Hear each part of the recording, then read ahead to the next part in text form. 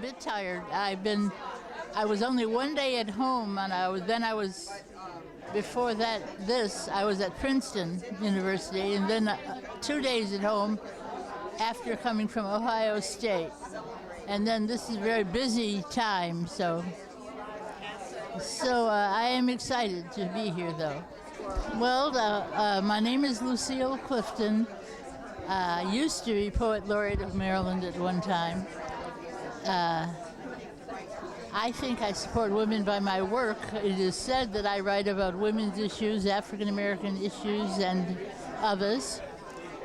And I obviously wanted to be here because I just got back home yesterday, and I'm quite tired. But here I am with other women, my sister women, you might say. I'm inspired by life, and I'm inspired by what I see and feel and think, and I'm excited by the little triumphs. The big ones aren't that exciting to me because I expect other people are tremendously excited by them, but the little triumphs that happen with women who are not celebrated as often, and I think I'm inspired by them. When I was first appointed, and I was it for a number of years, I was appointed by Harry Hughes, which is longer ago than many people know about. And I think I couldn't believe it. I didn't believe it because, nobody that looks like me had ever been Poet Laureate, and no female. So it was interesting to me, and I did say to the governor at that time that I did not do poems on assignment. I think the first question was, has the governor ever read anything you've written? And I believe he said no, which I thought was the correct answer, so he passed the test. Dahomey is a country on the African continent. Africa is not a country, it is a continent with a lot of countries. And I remember my father used to tell me all the time, my father, not my mother, used to tell me all the time that you can do what you want to. You are from Dahomey women. And that was very inspiring to me. Barack Obama imagine having a president that likes poetry, that when he was quite young tried to write poetry, and still enjoys poetry today. And I know that I have given to someone who is their friend some broadsides that he asked for, and I have a new one that I think I'm going to send over to the White House as well. But I met several presidents. And I like Michelle Obama very much. I have no interest in her arms, as the country seems to be just enamored. My daughter is a fitness person, and so I've seen good arms before. But I like her values, what seem to be her values, and I admire her strength. Well, if we keep becoming sisters, we will do great things. It is possible. And not just being here together, but in the world together. Well, my daughters, Alexia Clifton is founder and owner of No Sweat Fitness, which is what is it? It's a personal training studio in the village of Cross Keys. And my other daughter here is Gillian Clifton Monell, and she does something that's a government. Contracts management. I don't know what they do. Contracts management, and she's a mother of an almost 4-year-old whose name is Alexandra. Hi, Booby. Oh boy, about Mom. Well, I love having her as a mother and as a friend, and I've always felt supported by her, and just great to be around, and my sister as well. And they have another sister. They had two. One is deceased, but their eldest sister is living in California. I echo what my sister Alexia said. Besides a wonderful mother, it's great. I think that we're friends. now, and I just And happy Mother's Day, Mommy. to you, Mom. And happy Mother's Day to you. Oh, Yes, thank you. yes. Yeah.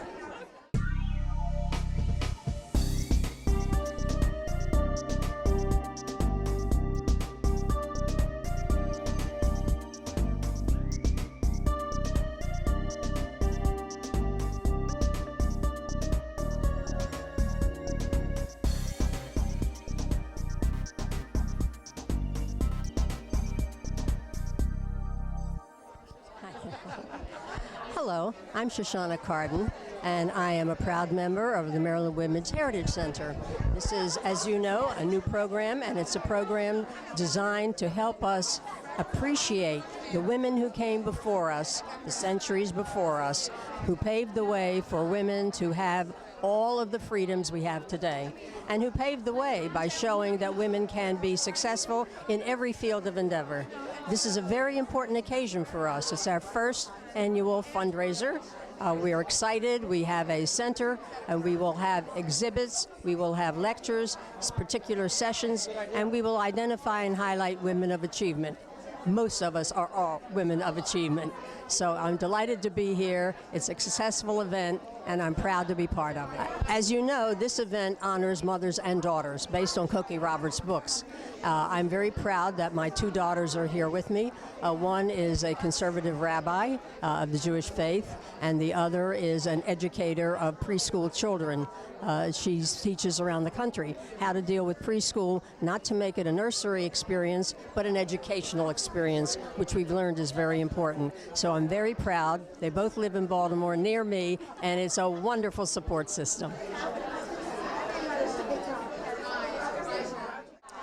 Well, I think it's very exciting to be spending some time with Cokie and with bringing this event to raise money for the Maryland Women's Heritage Center, because learning about our heritage and how much the lessons we can learn from the women who've come before us can help us so much in sharing our lives with our children and with the generations to come.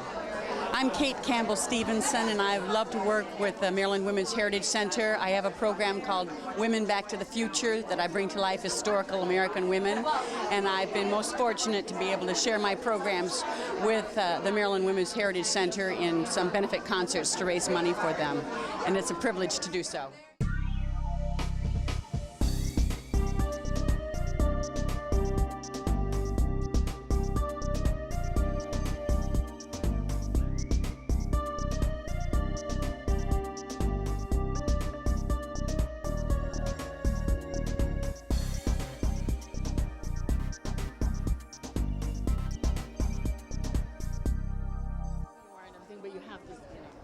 Hi, my name is Helen Holton. I'm a member of the Baltimore City Council and chair of the Maryland Commission for Women. I enjoy being here. You know, as a board member of the Heritage Center, it's important that we come out and advocate and make sure we get others to come out to know just what we're doing. And so this is going to be a stellar event today, and hopefully we're going to raise lots of money towards our new Heritage Center and allowing us the opportunity to do wonderful things for women and girls in the state of Maryland, and to help educate men as well, men and boys, about the wonderful contributions. As Jill so eloquently always says, the Women's Heritage Center is about telling her story for his story so that it becomes our story. And so that's what we're doing. We're helping to include us in our story in the point of history that helps to educate us all and let us know what we've done, where we've come from, and where we're headed.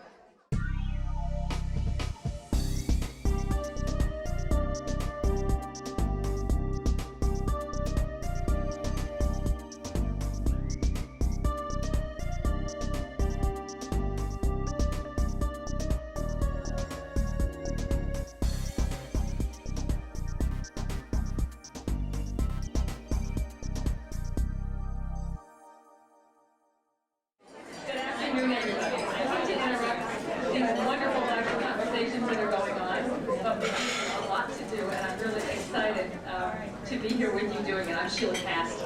I host Maryland Morning on WYPR, and I'm just thrilled to be here at we are our Mother's Daughters Luncheon to benefit the Maryland Women's Heritage Center, featuring NPR's own dear Cokie Roberts. Absolutely.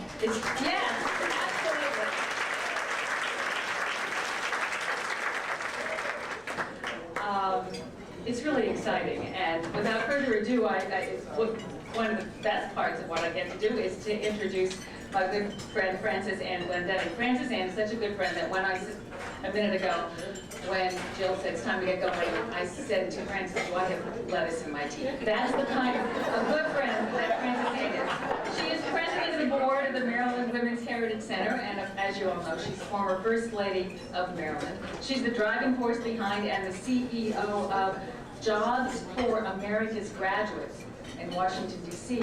It's a school-to-career program implemented in high schools, alternative schools, community colleges, and middle schools across the United States and the United Kingdom.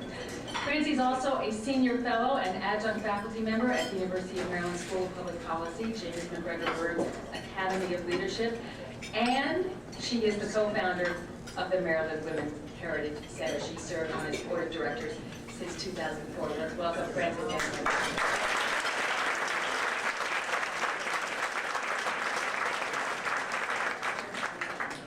Thank you, my very dear friend. I was, as you were up there speaking, I was remembering when you and I were in Romania. And we were actually meeting with women at that time in a very small room, because at that time they were still concerned about people knowing they were meeting with women's health issues. And so it was a room that had no windows. And so that I was remembering how we've been through quite a few things together. Good afternoon. I have to say, I almost had to take a moment a few minutes ago looking around the room, and as we said, it's a shame no one's enjoying themselves. I hate that when you try to make people enjoy themselves and it doesn't happen. I am proud to be associated with the Maryland Women's Heritage Center, and so many of you throughout the room, some of you for many, many, many years. And I'm not going to say exactly how long, some of you, but let's just say more than half my lifetime. So you know who you are. Lee Krasner said in 1979, the past is part of the present, which becomes part of the future.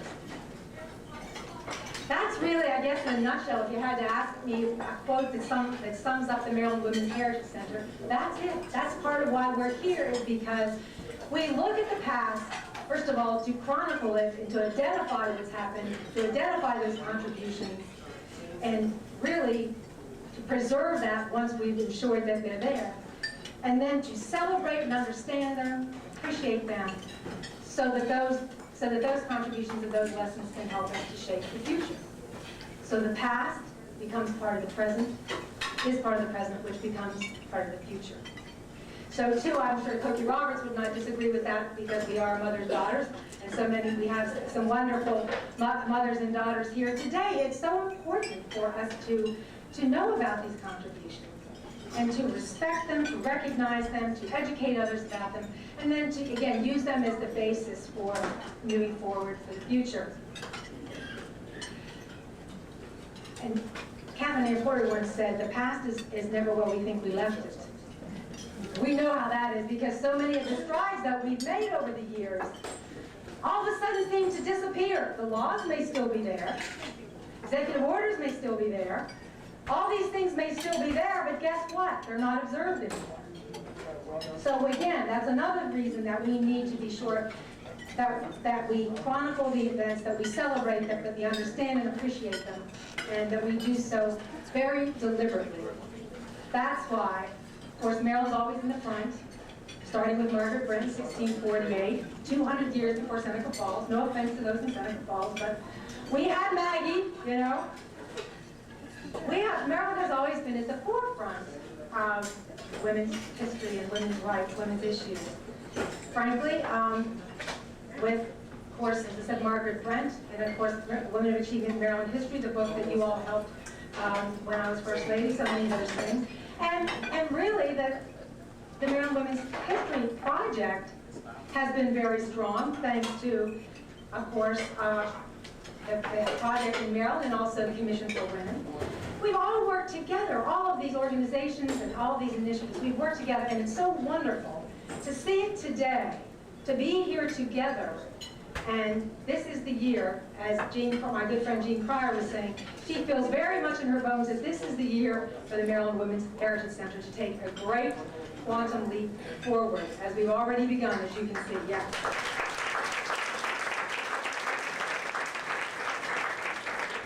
Again, we are very proud that we are building the first comprehensive state center of its kind in the nation. We are a leader in this again. But we can't rest on our laurels. You know how I feel about that. If you rest on your laurels, all you get is a sore laurel. I'm not going to take the thunder away from our official announcement. We do have a center site. Yeah, I just can't say that too quickly. A center site not that far away from here. And we'll be announcing that and having some festivities there soon. Now, I certainly want you all to come there and to bring friends and relatives. I do want to recognize our event sponsors and Cheney Enterprises, including Vicki Childs, Donna Cheney-Bunn, Mary Cheney, who are with us today. Raise your hands, would you? Thank you.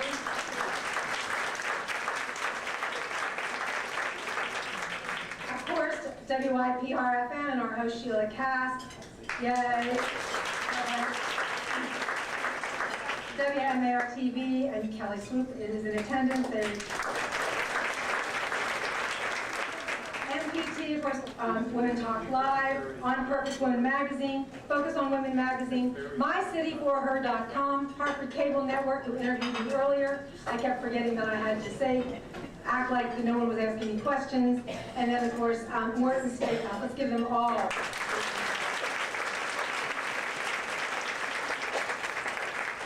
And, of course, Helen Holton, Baltimore City Councilwoman, who is also chair of the Maryland Commission for Women and a board member of the Maryland Women's Heritage Center. And also the Maryland Women's Heritage Center Executive Board and board members who are here, Linda Shevitz, Sharon Pinder, Ed here, Ed Sims, where are you, Ed? Lori Askenazi, Sarah Buma, Jean Pryor, Catherine Gira, Joanne Goldsmith, Joanne Orlinsky, David Nevins, who I think brought us to a few minutes ago, Audrey Scott, Carolyn Stegman, and Sue Ward. Yeah.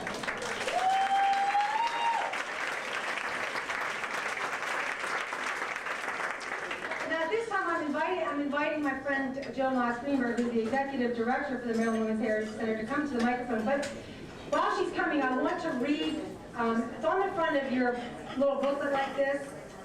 One of my favorite poets in the world is Lucille Clifton, and guess what? She happens to be here today.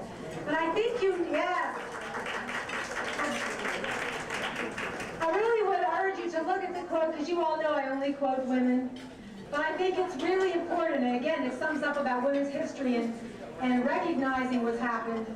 She said, I need to know their names. Those women I would have walked with, all those women who could have known me. Where in the world are their names? Thank you, Lucille. The Maryland Women's Heritage Center plans to give you not only their names, but more about them than you ever wanted to know. So we're afraid to ask. Thank you. Come on up, Jill.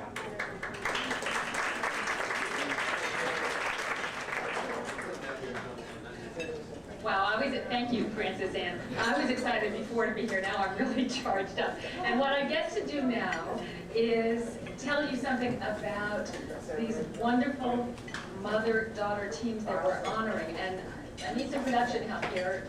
Cokie will know.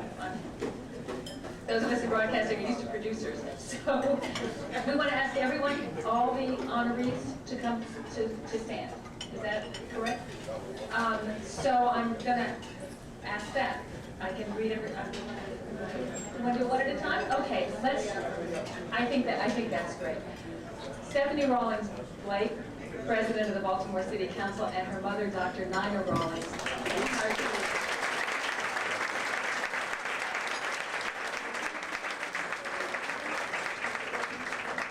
let me tell you about them. The youngest person ever elected to the Baltimore City Council, Stephanie Rawlings Blake, is serving her fourth term. She was named council president in January 2007. She's a graduate of Baltimore's Western High School and earned a bachelor's degree from Oberlin College and her Juris Doctor from the University of Maryland School of Law. She serves on many boards and commissions and lives in Baltimore's Cold Spring neighborhood with her husband Kent and daughter Sylvia. Dr. Nina Rawlings practiced pediatrics for 36 years, running her own private practice in Baltimore. She retired in 2007. In addition to Stephanie, she has a daughter Lisa and son Wendell. Her husband is the late delegate Howard P.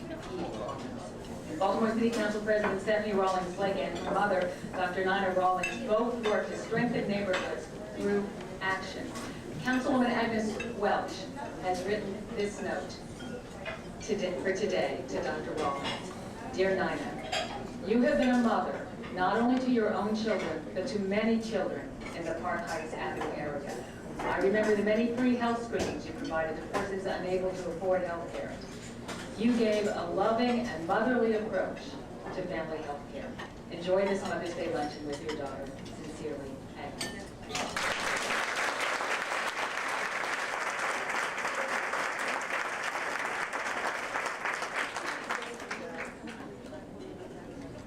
Betty Buck, president of Buck Distributing Company Incorporated, and her daughters Kelly Ingridson and Aaron Fitzgerald.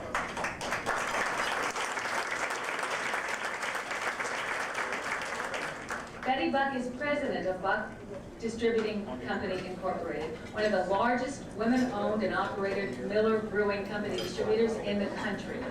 She has served on the board of directors. Okay. She has served on the board of directors of the Maryland Chamber of Commerce and was elected the Chamber's first female chair in 2007. She was also the first woman chair of the National Beer Wholesalers Association, an association of independent beer distributors. She's active on numerous boards, including the Maryland Women's Heritage Center. Betty's also well known for her Harley-Davidson motorcycle. Her daughters, Kelly Ingridson and Aaron Fitzgerald, are following in their mother's footsteps by working at the family business. Only 12 Miller Coors distributorships in the country are owned by women. And when Kelly and Aaron inherit their mother's business, the Buck family will be the first daughter-to-daughter business among Miller Coors' 1,000 distributors.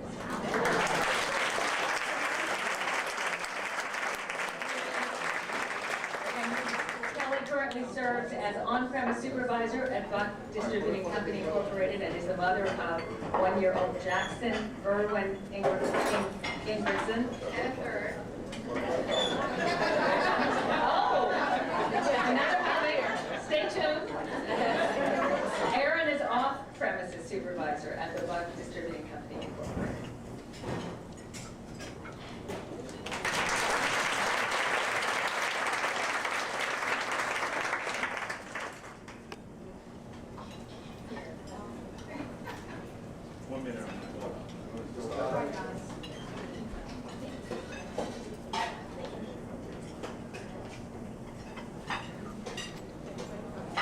Shoshana Cardin, former chair of the Maryland Commission for Women, and her daughter, Rabbi Nina Beth Cardin and Eileen Vogelstein.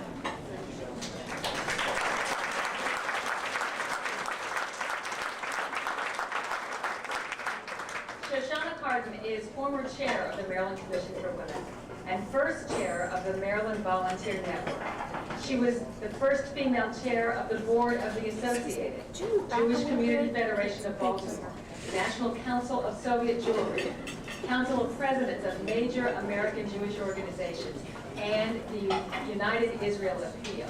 She was also, there's a lot more, she was also the first female president of the Council of Jewish Federations and of the National Center for Jewish Students. She's the past chair of the Shoshana S. Cardin School in Baltimore, which bears her name. And currently she's the honorary development chair of the Maryland Women's Heritage Center. While chair of the Maryland Commission for Women, Shoshana was instrumental in getting the Equal Credit Opportunity Act passed, as was Cokie Rodman's mother.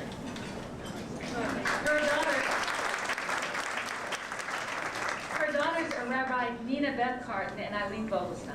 Rabbi Carden is the General Consultant for the Coalition on the Environment and Jewish Life and Director of the Baltimore Jewish Environmental Network, which is dedicated to promoting environmental advocacy, ethics, and behavior. Eileen Vogelstein is the Director of Special Projects for the Early Childhood Development at the Coalition for the Advancement of Jewish Education and a consultant for the Jewish Early Childhood Education Initiative.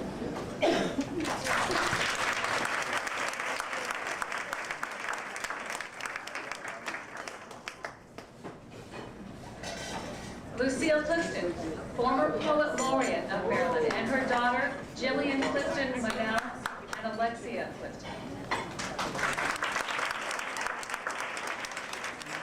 A member of the honorary board of the Maryland Women's Heritage Center, Lucille Clifton is an accomplished and nationally recognized poet and author, college faculty member, and mother of 6 children, including daughters Jillian Clifton Manel, a contracts manager at Defense Group Incorporated in Washington, D.C., and Alexia Clifton, owner of No Sweat Fitness Incorporated, located in the village of Cross Keys in Baltimore. Lucille Clifton served as Poet Laureate of Maryland from 1979 to 1982. Her other achievements, or many other achievements, include fellowships and honorary degrees from Fisk, George Washington University, Trinity College, and other institutions, 2 grants from the National Endowment for the Arts, and an Emmy Award from the American Academy of Television Arts and Sciences. The Maryland Women's Heritage Center, as Frances told us, has taken inspiration from Lucille Clifton's writing, and you've seen the passage from one of her poems on the brochure that's at your feet.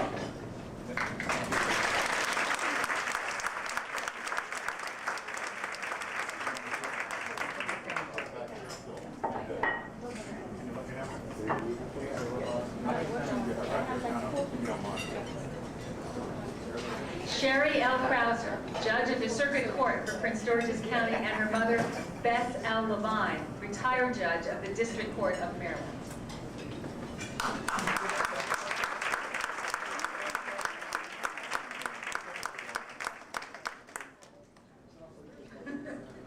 We're having a little Prince George's County bonding here. Circuit Court Judge Sherry L. Krauser has been a judge in Prince George's County for nearly 20 years. She was recognized as one of Maryland's top 100 women by the Daily Record last year. She serves on the adjunct faculty of the Columbus School of Law at the Catholic University of America, and her husband is Chief Judge Peter B. Krauser of the Court of Special Appeals. Her mother is Judge Bess B. Levine, the first woman to win countywide elective office in Prince George's County when she was elected to judge of the Orphans Court in 1954.